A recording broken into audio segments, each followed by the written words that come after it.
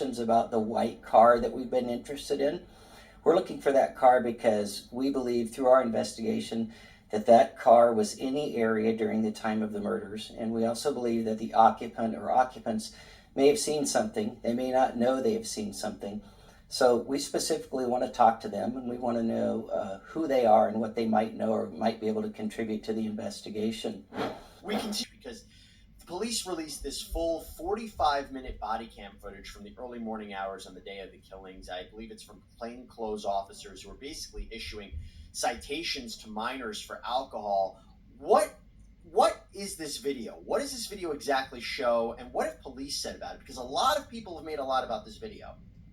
Yeah, so the video is super eerie because it's from around the same time as when we believe the murders were happening. It's body cam video from an area called Bandfield. That's a field next to the Sigma Chi fraternity house, which is literally, I would say, a 30 to 45-second walk from the house where the murders happened. Basically, around 3 a.m., Moscow police were called to Banfield, which is this big field, for an alcohol-related call, which obviously isn't unusual in a college town near the frat and sorority houses. Apparently, there were like some drunk people there or something. So it's all on body cam. They go out there. They talk to the kids. They're walking around. Police say that this incident has absolutely nothing to do with the murders. But again, what's so creepy about it is that it's happening around the same time that the murders are happening, and it's so close. So we've been, and all the online sleuths have been, analyzing this body cam, as I'm sure police have, because you can see houses in the background. You can see the general area of where the house where the murder happened is in the background, and the timing is just really, really strange. But do you have any idea of why they say this is not connected in any way? Because one of the things that people have made a lot of is they say they can see four people jogging away from the murder house. Do you see that? I mean, what's your take on that aspect? Because people online have said they see the joggers. They ask, why are they running at 3 a.m.? Could it be possible there are four killers that make more sense than one or two? What's your take on that? So this is like when you're there, you understand it better when you're in that area. This is a very busy area because the fraternity and sorority houses are there, and because on the other side of Taylor Street, which is the street in the background of the body camera video, is where the like all the off-campus housing is. These big apartment buildings, also where the house is where the murder happened. It's all a very dense, busy area with kids walking around, going to and from parties at night, going to and from class during the day. So, I'm not convinced that those people that are seen in the background are somehow connected. I mean, of course, everything should be looked into, but, I take police at their word that they don't think anything. And, they didn't say that nothing in the video is connected. They just said that the incident that the video was recording with the drunk kids, the alcohol related call, was not connected. So, I'm sure they're looking at everything in the background. There's also like some cars that go by. At first, they released the info about the Hyundai Elantra they're looking for. My thought was perhaps they saw that in the body cam video. We went through it frame by frame. You can't really identify a Hyundai Elantra in the video, and then they later said that that's not where they came up with this car that they're looking for. So I think it's more a strange coincidence that this video was taken right around the time that the murders happened, but it doesn't seem like it's at all connected.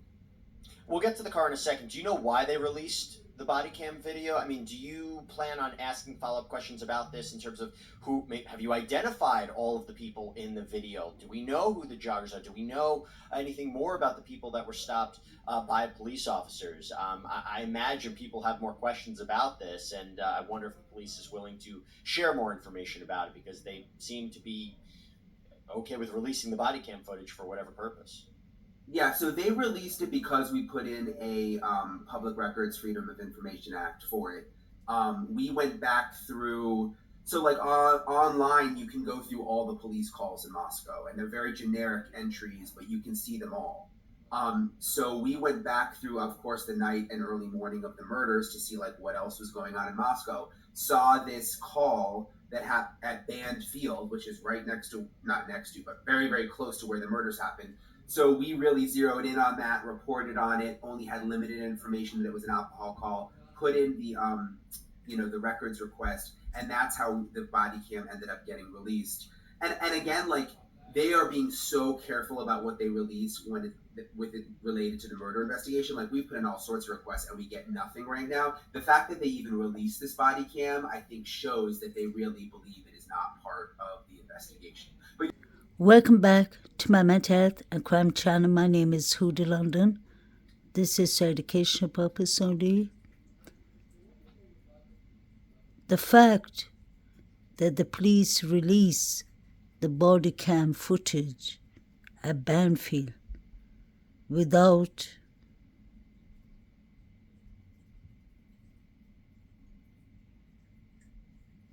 keeping this as part of evidence, because let's count all the red flags just in this body cam footage. You have a female yelling "stop it, stop" on the police body cam. You have these three young men and Saeed being stopped at the Banfield by the undercover police. Alcohol minus stop, I guess. Then you have the four figures running, the four joggers. They're running from the direction of King's Road, Queen's Road. They're running towards Sigma Chi direction. So look at how many red flags you just have going on here. You have the two cars passing Taylor Avenue while the police are standing there. You have one of these young gentlemen with Vans shoes. He has bushy eyebrows too, honestly, my opinion. These three young men acting very suspicious, according to what I see and feel. Especially the tall, thin one. The way he breathes, he's very anxious, keeps on looking around to the left, right. They all three are looking at their phone devices. I personally believe Saeed is just a distraction. He came to distract the undercover cops, because these young men did not stop when the police told them to stop. They continued walking quickly inside Bandfield. Then the officer had to put on his torch and run after him. And when he finally stopped them and he asked them why they ran off, they said they thought it was a fake cop. All three of them had their hands in their pockets. It's not like a regular police. Stop that, you see?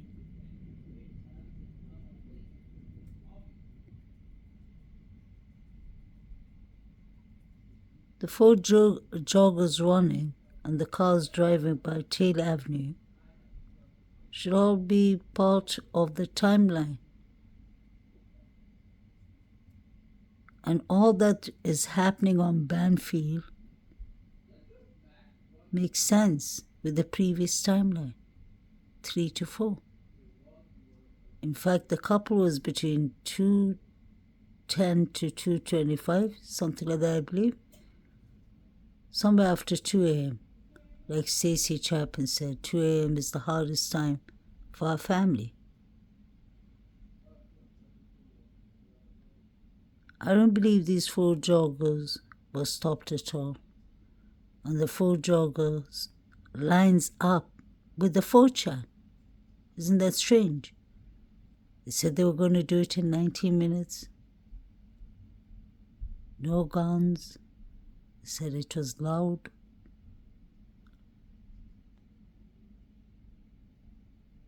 No phone devices. They're going to put it at home in the charger on YouTube so that it will sound like they were on a live stream. These people had it all figured out. They had 3 targets. The couple are married.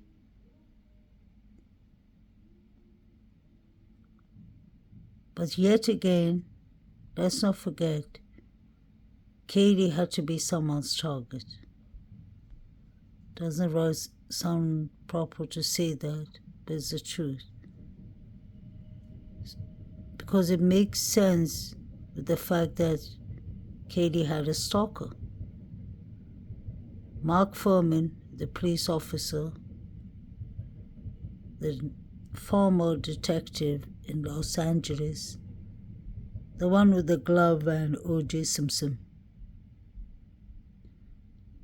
When he was in the case in the beginning, he went around and asked Katie's friends, and they said that Katie had a stalker. And we heard the vape manager saying that Katie had a stalker too. So Katie was a target for someone else. Well, these 3 could have been targets. Maddie, Ethan, and Xana could have all 3 been the targets of Sigma Chi fraternity and other fraternities. The party got out of hand, I believe. These people had this all pre-planned.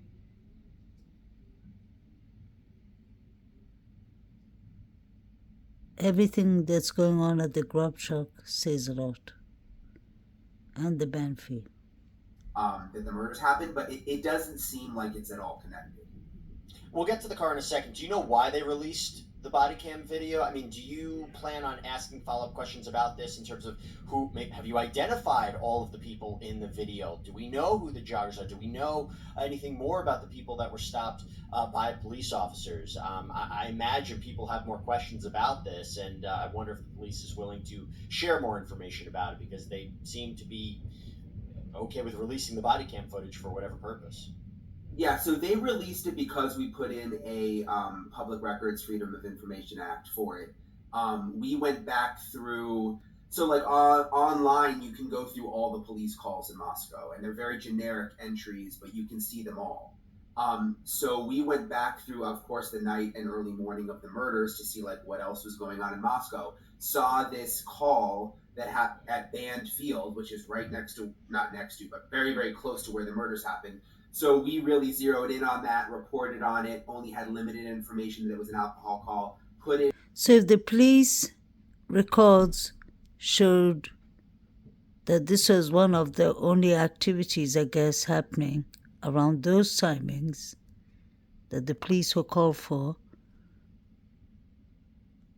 could this body cam stop be related to the fight at the Sigma Chi or the Sigma Chi fraternity at the party with David Lodge and David B?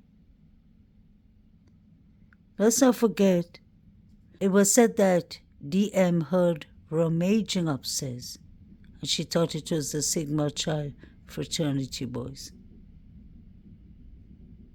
That was what was leaked out to the grand jury. Where did these boys come from? Why did they look so red and anxious? Why did they have their hands folded? Why did they have their hands in their pockets?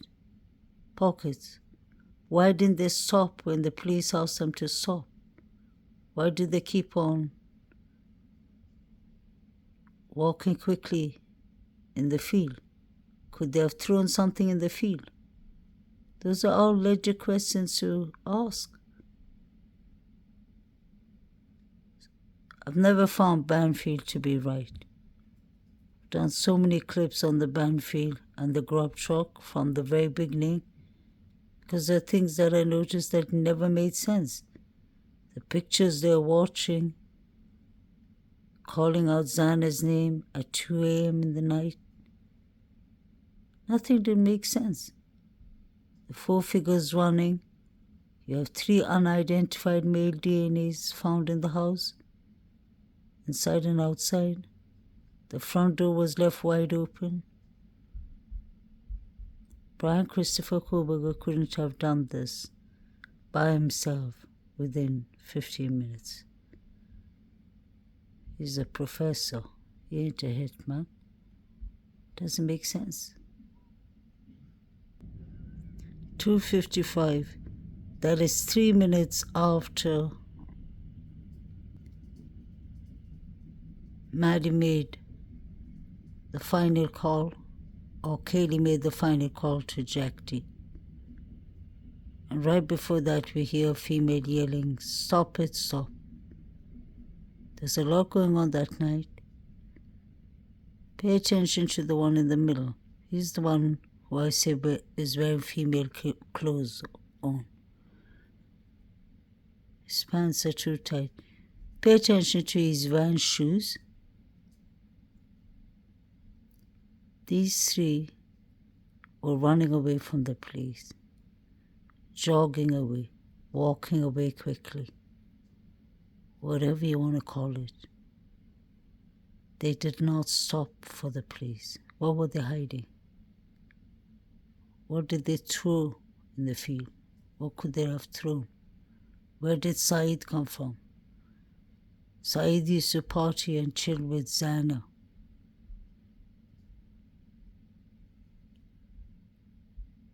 Did this crowd have beef with Zana and Eaton? Something doesn't add up. The timing is just too perfect. It can't be such a coincidence. That's in my opinion. They're acting very strange, and one of them has the night goggles or night sunglasses on.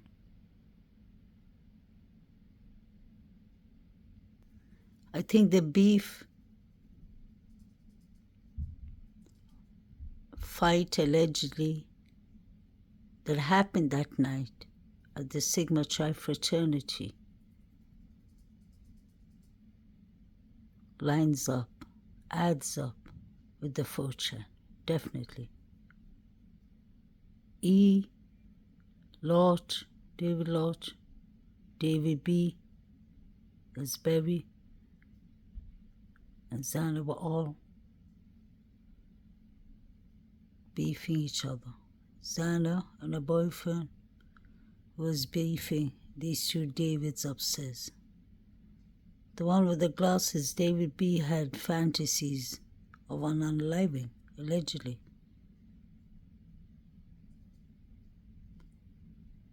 That night, Zana and Eaton were not seen. They were seen allegedly between 8 to 9 p.m. And actually that was E, not even Zana.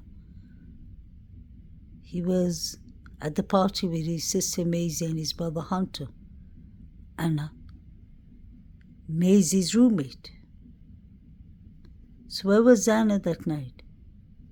Didn't she speak to her father?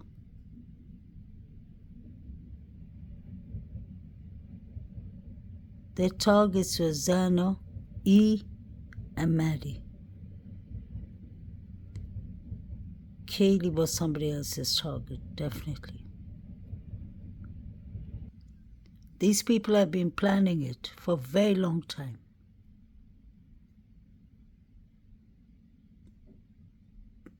Things were brewing for a year before the unalivings.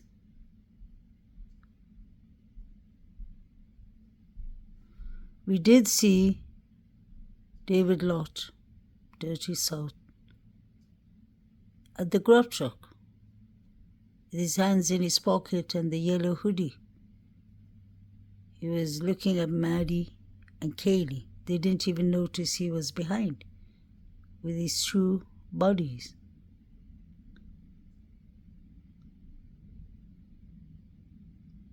Hoodie guy looks at him and nods his head.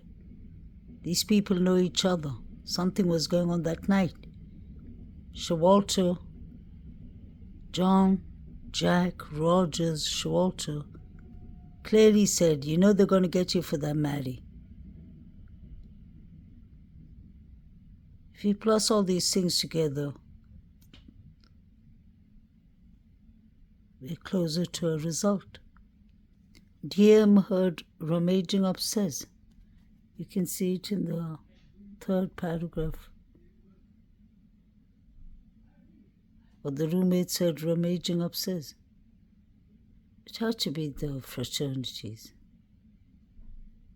BK would have made too much noise. He has more heavier set than these young frat boys. They've been breaching the rules for a while. You have Shawalter with S assaults, S harassments and assaults.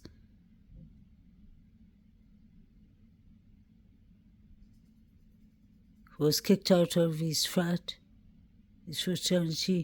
and Delta Tau Delt.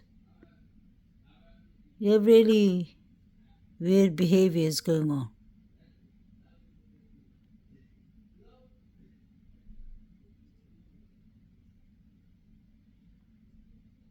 Right now, I always say the Sigma Chi fraternity have gotten out easily. Whether BK did it or not, he didn't do this by himself. If he did it. The 4 figures running, everything adds up and makes sense with the 4chan and the Sigma Chi fraternity.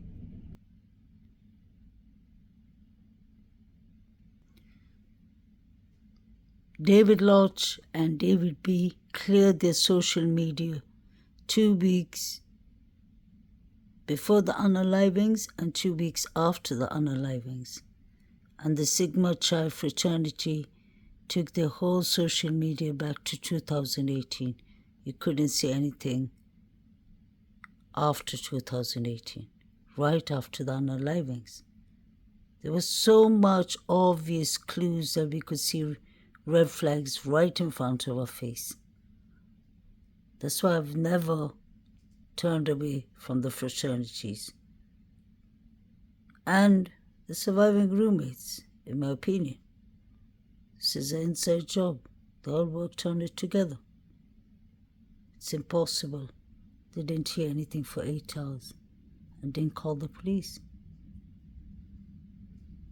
Plus, Bethany Funk was at the party at the Sigma Chi fraternity that Zana and E got in trouble with the Davids, allegedly.